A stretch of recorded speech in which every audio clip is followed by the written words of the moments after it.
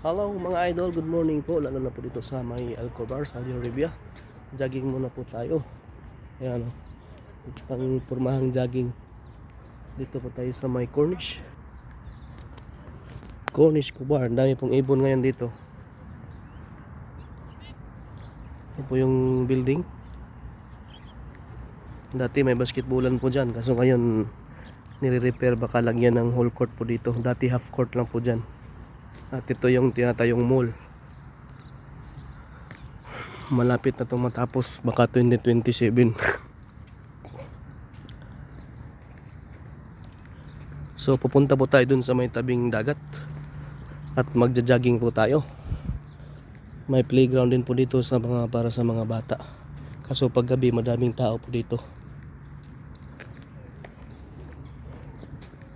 Ganito po na yung itsura ng bagong mall dito sa Kubar. Yan po, para siyang barko dito. Tignan po natin mga idol. Yan po yung itsura niyan pagkatapos ng construction dito. Yan, parang pasyalan siya, tapos yung design niya barko.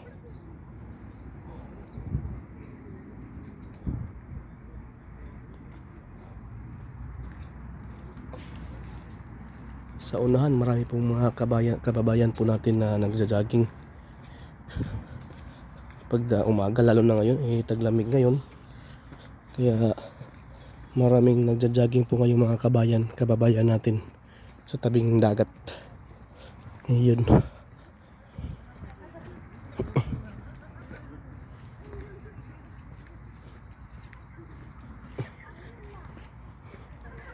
Matagal na ito nakakonstruct dito. Mag 1 year na. 1 year na pala. Kasi sinira tong cornice nito sa may basketballan mga Oktubre. Siguro Oktubre yun. So pasok dito tayo sa may unahan. Nakikita natin yung cornice.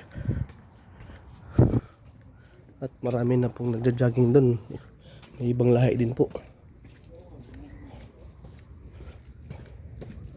Yun o.